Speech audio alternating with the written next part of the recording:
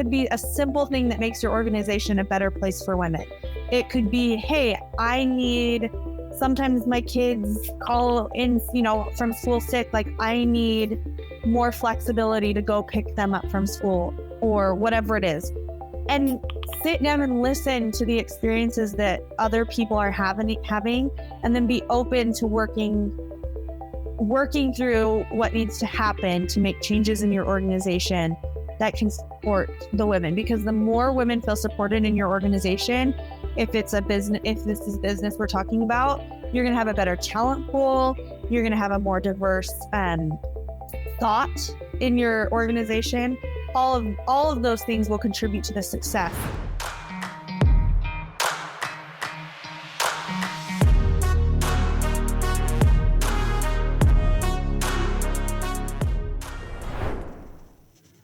All right, we're rolling. Thanks so much for being here, McKenzie. I really appreciate it.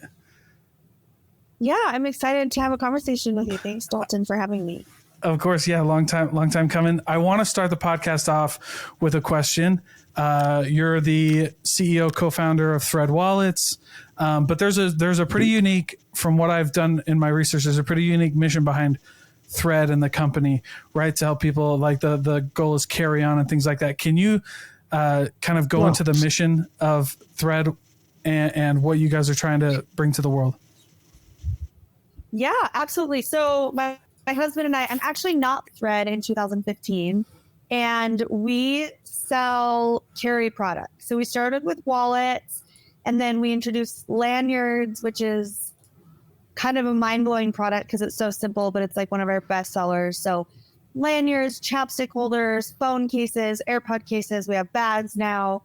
So what started out as a really simple product, being wallets, led us into a broader category of like all things carry. So over the past few years, we've kind of like, okay, what do we really want to stand for? Like when Colby and I first started the business, we were kind of just like throwing whatever we could at the wall to see what would stick. And we were just like day-to-day survival mode. And then as we brought on a team, we were like, okay, we kind of need to figure out where we really want to go with this and what we really want to be known for. So in about 2020, which was a hard year for everyone, and I feel like people are probably getting sick of hearing about 2020, but because of the pivots we had to take as a business, we really started leaning into telling stories and leaning into the narrative of progression and moving forward when things are tough, or just like trying to learn a new trick, skateboarding, like whatever it is, just super simple things even, but that really honed in on this mindset of progression. So we decided at that time to lean into not only the narrative of like we provide carry products, but we want to be a brand that inspires people to carry on and seek progression and like forward movement at all times. So we want to become the go-to brand for all things carry, meaning like the items that you carry, bags, purses, wallets, travel gear, whatever it may be. But then we also really want to inspire people through the stories that we tell, whether it's like our ambassadors, our employees, our influencers, our customers. We really want to tell stories of progression and really play on that idea of carrying on, moving forward. Yeah. Where did that, I love that mission. Where did that idea kind of come from? Like, how did it all come to play? I know you mentioned a little bit about 2020 and things like that, but it's a very unique situation when you want to highlight the stories of others, and just curious, like how that all, like where the seed came from for that. Well, we believe, and like I said, when we first started Thread, we kind of didn't have the time to focus on like what the bigger mission or bigger picture is. Mm-hmm. But we really believe like any successful brand has a mission greater than just the product they're selling. Right. So if wallets become obsolete at some point and all we're focusing on is selling wallets, then we're in a really tough position. Mm-hmm. But when you lean into more of like a mindset and, okay, we're going to really try to inspire people to do X, Y, and Z, then your brand can become something bigger and more sustainable, because if the product you're selling becomes obsolete, you can like add other products or other consumer goods, at least for us, to really like push forward that narrative. So we knew that's something that we wanted to do. And like I said, in 2020, there was just so much going on. Like everybody was up in the air with like their jobs, with their careers, with their family life, their health. And we'd been in business for 5 years at that point. So it was like, okay, and it kind of just happened naturally. Like and if you remember, it wasn't just COVID that made 2020 a crazy year. There was like the Black Lives Matter movement. There were so many crazy things that really were crazy, impactful, momentous things that happened that were like, we can't just be a brand that focuses on our product. We have to do more and be more than that. So we made carry products, like I said, the wallets, the bags, things like that. But it just kind of fit naturally to start telling a narrative of people who are carrying on. One of our ambassadors in either late 2020 or early 2021, it's crazy, but she got her face eaten off by a dog. One of her friend's dogs attacked her. Off her upper lip and part of her nose. And so it was stories like that, and she's an amazing skater. And she'd been on our team for a couple years or a year or so. And so it was like stories like that, and seeing her continue to pursue progression and like bettering herself and bettering her skills and her talents, despite the challenges, that were really inspirational to us. And everybody has stories like that. It doesn't have to be as huge as getting your face bitten off by a literal dog. Yeah. But it can be, just any day trials. And a lot of that, and these are big things, but to a lot of people, but it can be anxiety, it can be depression, it can be trying to fit in with the right friend group, trying to overcome some family struggles. It can be as simple as wanting to just be better in the sport that you like. Whatever it is, everyone has a story of progression and picking themselves up after they fall down. And so that was really what was like key for us, to understanding that this is where we wanted to spend our time and what we really wanted to like build our brand off of. I love that. Would you say sorry, let me start. Would you say that was the moment when you saw Thread really start to take off, or was there a different point in time where you because it started in 2015, right? And now we're in 2023. So that's a long timeline. When did you really feel like you had something like, I know this is it, right? We actually got really lucky with our product and product market fit. And like when we started our business, because Instagram was really young. So we are fortunate enough that we've had like a decent amount of success since the beginning. So it was before we really leaned into this narrative that I was like, that our team felt that this is working. This is going places. This is like, we're gaining momentum. But I think since 2020, when we really like established our identity as like who we want to become, our core values, what we're going to like push outward facing, and who we're going to become internally, that I would say that really did help propel us forward. I think that there was a lot of momentum going into that decision, but it definitely has helped us refine our marketing, our content, our culture, all of those things. And that has pushed us forward. I like that. For sure. And I've seen you kind of all over LinkedIn, which is awesome. Like, I've had the pleasure of interviewing a lot of other awesome women entrepreneurs and founders. So like, Sid Tetro's been on, Susan Peterson's been on, all these bigger names in like the e-commerce space. What was it like for you coming into e-commerce? I mean, 2020 is when it all started to turn around. There's a lot of big events that are happening. Forbes 30 under 30, right? Notable accomplishment for you. How did it feel for you coming into like stepping into the e-commerce world in 2020? Oh, that's an interesting question. So I studied international relations, international cultural studies in college, and minored with a degree in political science. So I did not anticipate ever being in this space. But I think what I loved about building a company, and like I said earlier, I was the CMO for up until 2021, so for 6 years. I just love storytelling. Mm-hmm. And whether that's storytelling about a product or your ambassadors or your employees or the company you're building, whatever it is, I love storytelling. And I love the idea of building community or building relationships, fostering identity through storytelling. So that's what I think really drove me to like the marketing aspect of building an e-commerce brand. But yeah, stepping into like e-commerce and understanding it, especially beginning in 2020, has been really crazy. Like it's such an ever-changing landscape. The dynamic is crazy. Ads are crazy. Like there's so many things that are ever-changing. So yeah, it's been wild. I don't really know if that answers your question, but like being in the e-commerce, consumer goods, D2C space isn't a place I am, like I said, I anticipated being. So it's been a huge learning experience, but really, really wonderful and has taught me a lot. And I'm really grateful for it. I love it. Because if I remember reading correct, Thread kind of came about too because was it your husband now then boyfriend lost his wallet, right? Yes. Yep. Exactly. I love that. What a cool story, because every time I interview business owners, right? I've interviewed a ton, had over like 300 hours of interviewing business owners. And that's kind of a theme, right? Which is like, I never thought we'd be here. We kind of just fell into it. And then we just took it and ran with it. What do you think prepares somebody? And by the way, I want to ask you about storytelling because I think that's fascinating.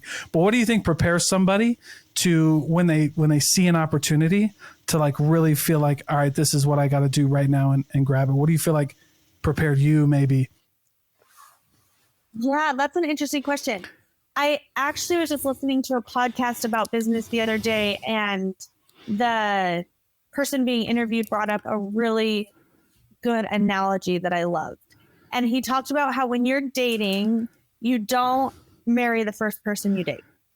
Like you experience other people and you have 2-year-long relationships, you have 3-month-long relationships, you have the occasional one-night hookup, whatever it is. Like there is a vast like array of the relationships you pursue. And he was comparing that to business, that a lot of people, when they start a business or they have an idea, they feel like this has to be it. Like this is the idea, and they stick with it and they try to make it work. And sometimes they go into it too deep, too long, and they're married to the idea and they won't change or shift based on what either the consumers are telling them, the industry is telling them, whatever.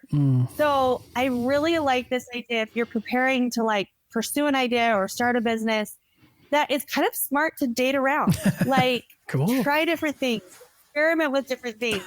Sometimes you'll have a 3-month-long relationship with an idea. Sometimes it'll be a 2-year-long relationship with an idea. Sometimes it will be like a day that you're like, I have this idea, and you're talking about it. And then by the next day you lose steam.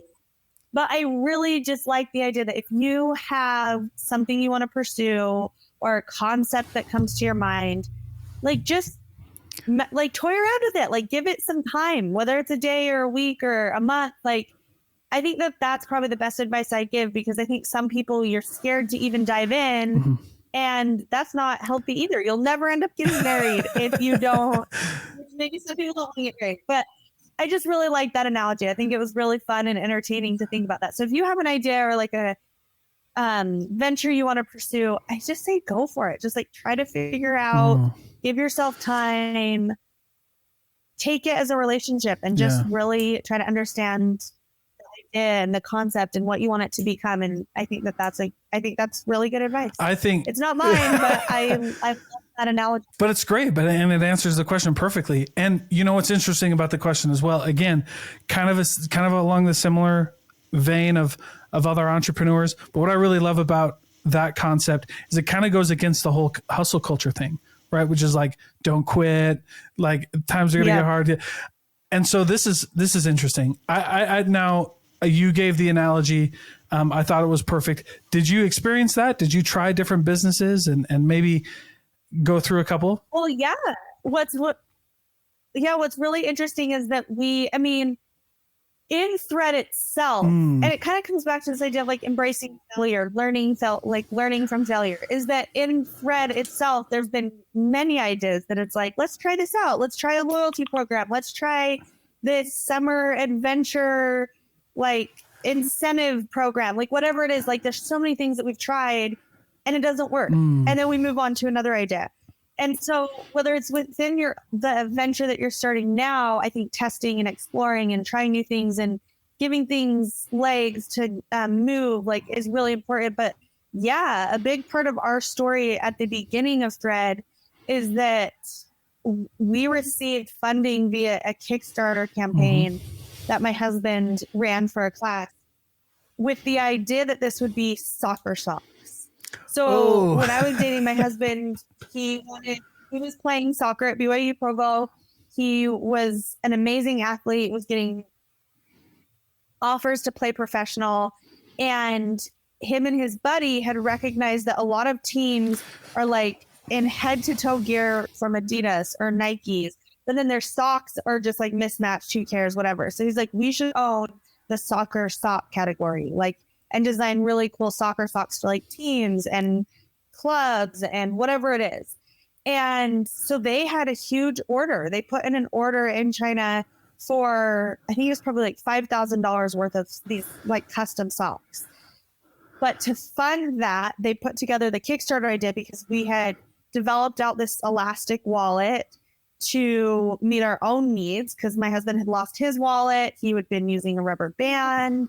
So we basically built out this like glorified rubber band and we fell in love with the functionality.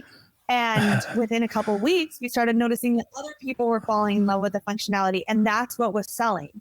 So my husband and his buddy at the time who had put together this Kickstarter campaign for a class and this project that were working on canceled the order of socks. And we leaned into the wallet category. So wow, that for quick. Sure. Like there have been so many instances where you have an idea and you date the idea for a while and then you realize this isn't the right fit.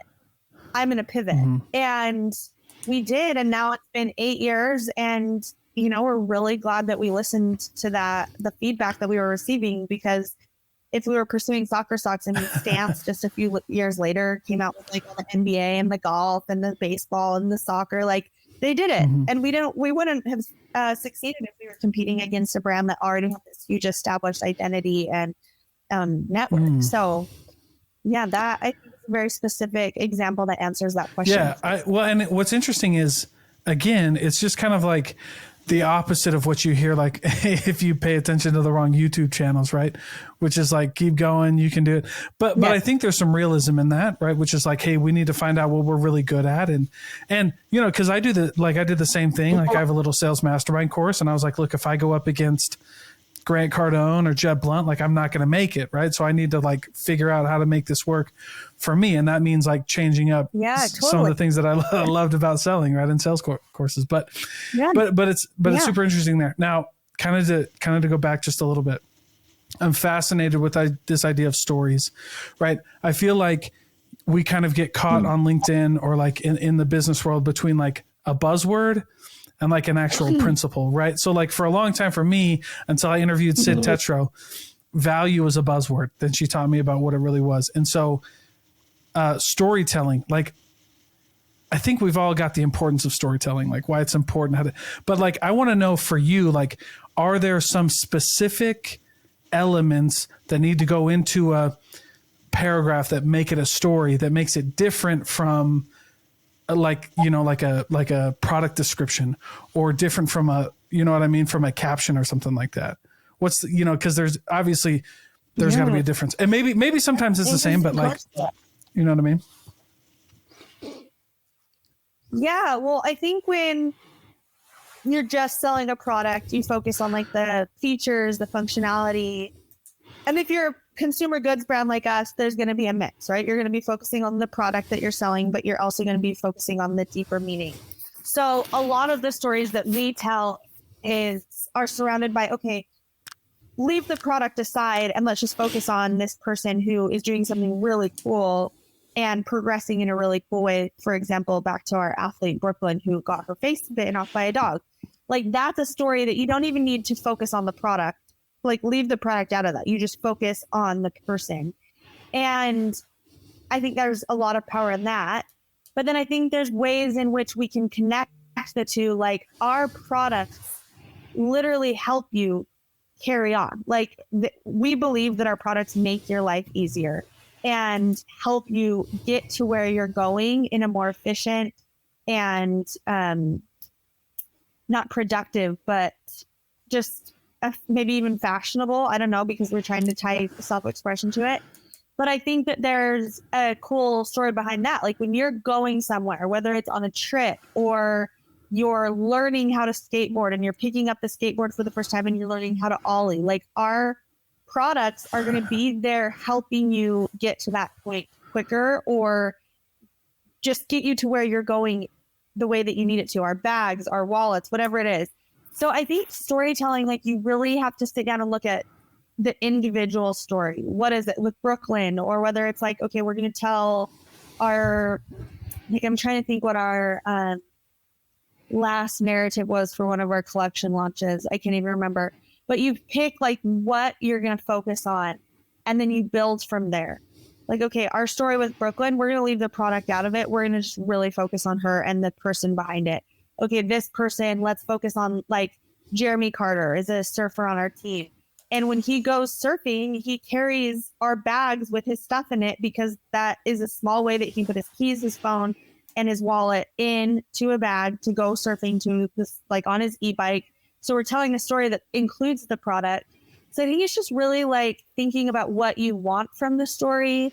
I'm rambling here, but what you want from the story and then diving deep into that.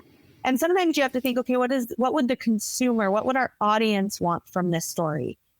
They will be pushed. Is this the appropriate place to even be mentioning our product? Is this the appropriate place to be going deep with this like really personal story of triumph over tragedy, whatever it is? And so I think it's really like understanding that concept and what you want from the story and then going from there. And just like I said, I think that you have to like be willing to pivot. Like you could start telling a story and be like, well, that was not resonating with people. So now we're going to switch to something different. So I don't know. There's so many different like key elements to storytelling. I'm grateful that we have an amazing marketing team and content team who are really good at telling stories visually, who are really good at telling stories with words or through video, with music paired to it. And I don't know, we could have a whole podcast storytelling. And I don't know if that really answers your question, but I think it's just knowing what you want from it and what your consumers expect and driving, like you mentioned with Sid Tetra, like the value, like how is this going to impact the people that we're serving?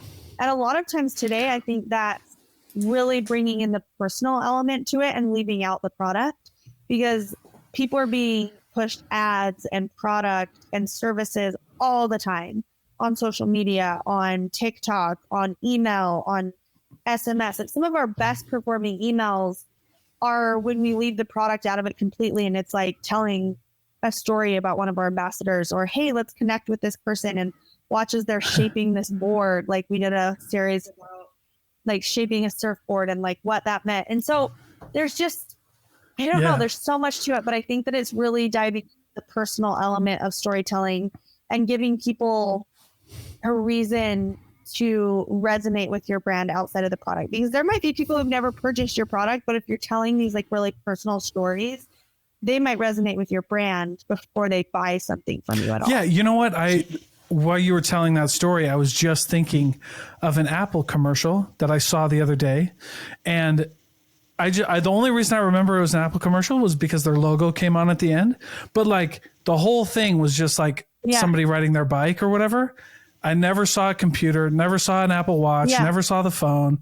It just said like something about happiness and then Apple logo. And that was it. And I was like, but I was like, I love Apple now. Like, because like it was just a normal thing. And it was just this little quick story. So I think you're onto something with that point of like, not necessarily highlighting the brand. Yeah. Well, it's like, you wouldn't think like, oh, a computer equals happiness or a watch equals happiness.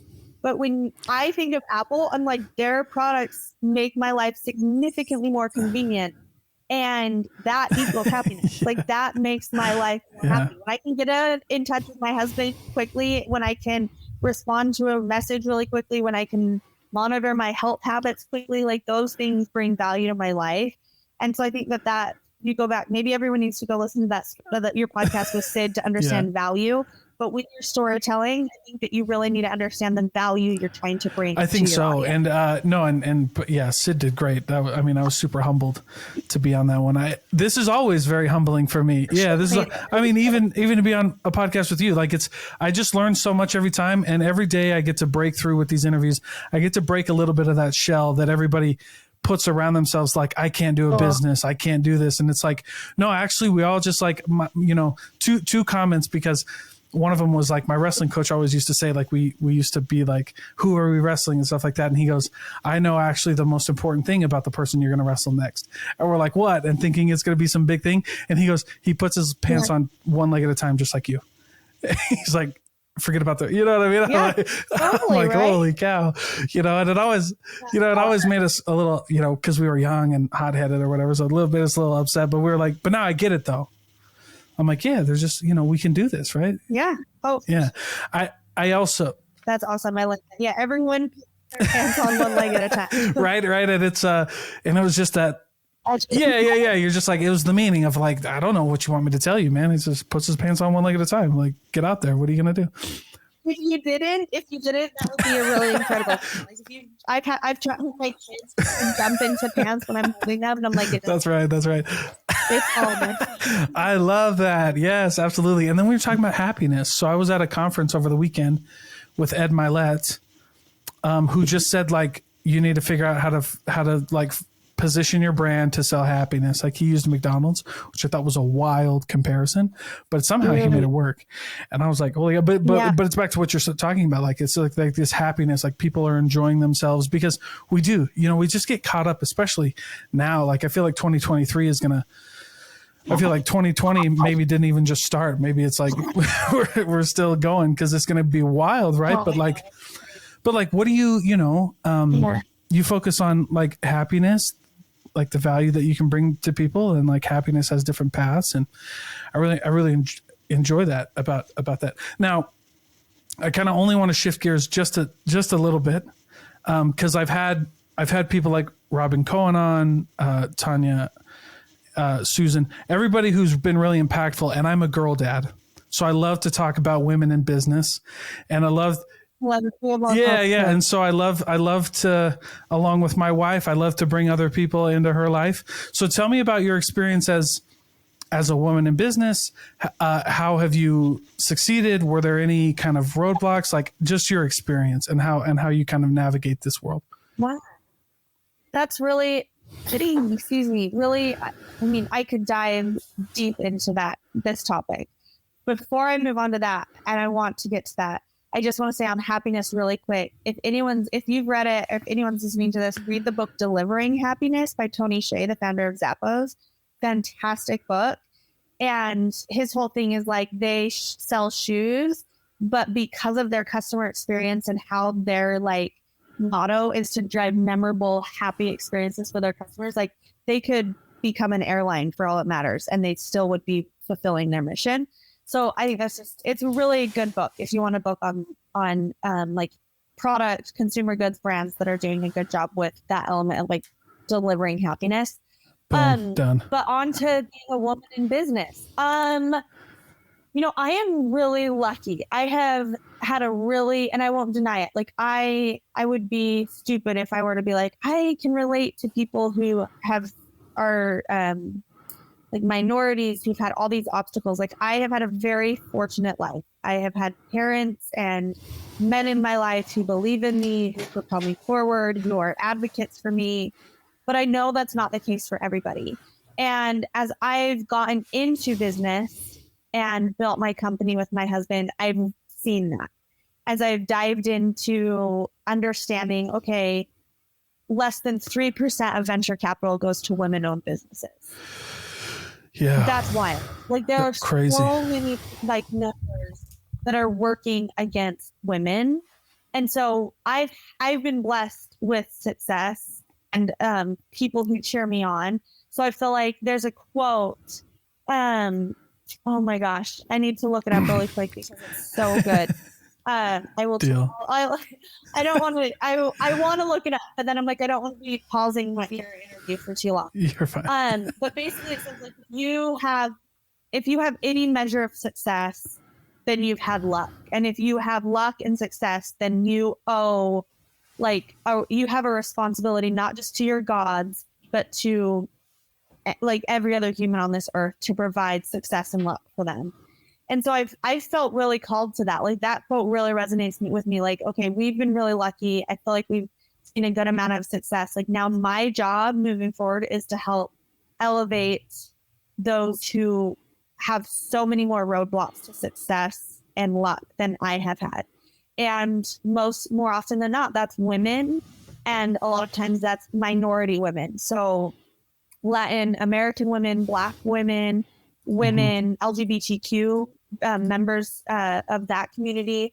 Those are people who have so many more roadblocks than I have. So I have a duty to help remove those roadblocks. So I tried to be really outspoken again about it. Like if I see an award, especially here in Utah, we're ranked we're dead last in the nation for women's equality, and we've come in dead last 5 years in a row. And that's sickening. Yeah, it was wild. A survey. Yeah, it's a survey, or like I think it's Wallet Stub or Wallet Hub. I can't think of the name right now. Sure. But they've done like polling and stuff, and they do it every year. And Utah has come in dead last for women's equality for the last 5 years. So that's women in politics. All of those things are factors that contribute to us being ranked so low. So now, because I know that, like, what's the quote from Spider-Man? Like with responsibility and accountability, or like great knowledge, power becomes Yeah. Because like you have that knowledge. It's like I'm not okay with that. Like I have 3 daughters. I have this almost 6-year-old, a 3-year-old, and a 6-month-old. And there's no way that when they're my age, when they're 15, when they're 20, there's no way that I will settle for them living in a state that is dead last for women's equality. And it's 2023. So what am I going to do to change that? And a lot of that is calling out people when they're not like helping change that status quo either. And that can be uncomfortable. I've done it on LinkedIn a few times with people who, you know, there's an award ceremony or like a list, and those things don't really matter, but it does, because when you have more women represented, then it helps others see themselves in that position. So for instance, Utah Business 2 years ago had a CEO of the year list, and there were 18, 20 people, CEOs that made the list, and 18 or like 16 of them were men, and there were like 2 or 3 that were women. And it's like I immediately sent editor a list of like 70 female CEOs from businesses in Utah that are crushing it. And so it's things like that. Like it takes action, it takes accountability, it takes responsibility. And I still am not the most educated person on it. Like I'm still learning and I'm still growing and I'm still trying to listen to people's stories. But if ever I have the opportunity to elevate someone who might not have that chance otherwise, I'm going to do it. And I feel like if there's any call to action I can give on a podcast like this, as mother of 3 girls, I would hope that other people would do the same. If you've had a door open for you, you open the door for another person. And I love Sid Tetro, who we've mentioned a few times. She says, if you're lucky enough to have a seat at the table, you pull up another chair for somebody else. Amen. And I love that.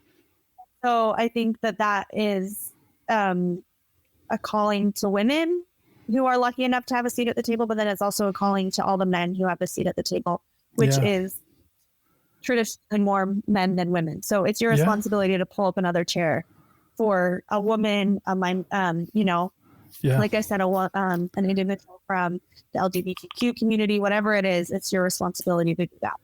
Yeah, I think so. I mean, I couldn't agree more. I mean, obviously, I'm a girl dad. My daughter's 6. She's fiery, independent, full, you know what I mean? I love it. And I never want to put that out. And so It is crazy though, because I see what you see too. Like I used to be in the camp, unfortunately, of like, I was just oblivious, right? I was just ignorant. But then I started started this podcast. Someone called me out. They were like, "Hey, you're just interviewing dudes, right?" And a lot of white dudes. And I was like, all right. I was like, it's my time then. You know what I mean? My time then to figure it out. I was like, you know what, you're right. And I think it was just that uncomfortable. Yeah. Yeah. I mean, for me though, I think it's uncomfortable to speak all that when it happened to me though, because it's happened to me a few times. But my whole thing is like, I just want to know the truth, right? And this is the experience that is happening out there. This is what's going on. And so this is something you can't ignore. And I always tell this story when we're talking about women in business. Because it happened when I interviewed Sid. I was like, why? I was like, because she raised 118 million or whatever, like largest, and the headline in there was 118 million largest round raised by a woman, and I was like, wouldn't that did you like that in there? Right? And she was like, absolutely, and I was like, oh shit, yeah, you're probably right. I was like, because she's like, people need to see that, right? That we can do that, and I was like, boom, that's it. So I have also tried to do a lot in this space. Tried to bring more awareness to it because that's wild though. Cause I know women CEOs in Utah right now, yourself included, who I'm like, some of these male CEOs couldn't touch in a day. Right. And I'm like, there's something to be said for that. It's hard because like the editor from Utah Business reached back out and was like, well, and I could pull out things out, but I won't. Sure. I think almost direct quote was, the women that you sent me are entrepreneurs, not CEOs. Oh, get out of here, bro. She went, it was a girl. That's what made it even more disheartening for me. And she said the CEOs that we're looking for are CEOs who are running like 500 people plus companies. Those are CEOs. Like that's a different breed than someone who's just like made $1 million. And I'm like, but when you know that women have less access to capital and you know all these statistics that are working against them, the fact that a woman who's probably also a mom on the side or whatever, maybe working a side hustle, right? If she's making $1 million plus in revenue or $5 million plus in revenue, that's probably something that male CEO couldn't do. Yes, there is a difference, but like that doesn't mean that she's not a qualified CEO just because she's not. Her company doesn't have 500. It makes her qualified because she's found a way to make money, regardless of the barriers that she's facing. That's bananas. It's really interesting, and I think that's kind of like you said, like when your eyes become open to the fact that like even I've contributed to the problem as a woman, it's like I've just there's been years where I've just been really complacent. I'm like, oh, that doesn't affect me. Like I have really great men in my life who support me. I have a great network of people who are helping me. Like I'm, when you recognize that, oh, wow, that is the definition of privilege. And there's a lot of people who don't have that, then I need to be an advocate for those people. So anyway, I could go on with this. Thank you for allowing me to talk about it for a second because I think it's really important. No, I think it is important too, because like I mentioned, I mean, I've had a lot of the big hitters in Utah on here to talk about this because it's something that I want to be passionate about, that I want to be involved in, and there's a lot of great men out there who are trying to get more involved, and I guess from your perspective, because I know you, I mean, I wanted to bring this up eventually because I knew that this would be a really great conversation to have. What do you think? I just want to talk about men for a minute. Like a lot of my peers are men. A lot of people who listen are men. And so I'd like to just give you the platform for a minute to teach us, like, what do you think could make the most impact? What do you think could be I mean, obviously pull an extra seat up, but what does that look like? You know what I'm saying? Yeah. Well, I think it's first realizing that just because it hasn't happened to you doesn't mean that it doesn't happen to other people. Mm-hmm. I think that's like a big thing where I've been at fault for that as well. Like in the past, thinking of things regarding race or gender equality, whatever it may be. It's like, well, just because it doesn't affect me doesn't mean it's affecting other people. Mm-hmm. And if it's affecting other people, that's their reality. So I think that a lot of times we push off other people's realities like, well, that's just them complaining, or that's just them wanting attention, or we push it aside because it can be uncomfortable to confront. But when we can open up those conversations, like you said, like what can men do? I think it's literally just like pulling the seat up at the table, but then opening up the conversation. Like if you are the leader of your organization, sit down with the women in your team and say, what can we do to make this organization a better place for women? And it could be as simple as there are never tampons in the bathroom. Like we need tampons and pads and like feminine care products in the bathrooms. That could be a simple thing that makes your organization a better place for women. It could be, hey, sometimes my kids call in, from school sick. Like I need more flexibility to go pick them up from school or whatever it is. And sit down and listen to the experiences that other people are having, and then be open to working through what needs to happen to make changes in your organization that can support the women. Because the more women feel supported in your organization, if this is business we're talking about, you're going to have a better talent pool. You're going to have a more diverse thought in your organization. All of those things will contribute to the success. So there was and I need to just like have all these statistics pulled in front of me so I don't botch them at any given time. But there was a podcast or a book that I was reading recently that was talking about how when there is a female in an organization in the top like leadership, so at like the C-suite level, that organization is going to be X amount more like efficient, and you'll see X amount more growth than related businesses who don't have a female in the executive level position. And that's because when you have a more diverse group of thought at the top, you're going to be able to reach more people in a more real way, an authentic way. So I think it's just, pulling up the chair and then being willing to have the hard conversations about how you can be better. Yeah. Yeah. Like really, it's what more can you get? I know. It's simple. And I love it. Cause when you were talking, I was like, it reminded me of my experience, like jumping from a non-tech sales role into a tech sales role. And I only say that because this is just how it made sense in my mind, right? This is how I connected the dots, because nobody thought like that a guy who came from like retail, like B2C, could be successful in a B2B sale, right? Like they were just like, nah, it's not going to happen. It never happened. Yeah. It is like, it totally got written off. And I was like, but you don't understand like that I've made hundreds of thousands of dollars, millions of dollars in sales, like in these. And I think the playbook can work here too. And just totally getting shut down was my little token of like, this is bananas that you guys don't want to hear some of this stuff. Right. And so that's when it kind of flipped for me when I was hearing that, because I was like, yeah, absolutely. There's more than one way to make this work. Right. So why wouldn't we try it? Yeah. But that's wild. Sure. Yeah. Crazy. Well, that's cool. Well, my mind is spinning. I've learned a ton. I really appreciate your time. I really appreciate that we got to make this work. Thread. Thank you for having me, Dalton. It's so great. Yeah, Thread kills it. Such a great conversation. Oh yeah, I know. I'm grateful. It was all you. Thread kills it. So before I let you go, though, before I let you get out of here, where can people follow you? Where can people get involved? If it's Thread, if it's another place, let us know. Yeah.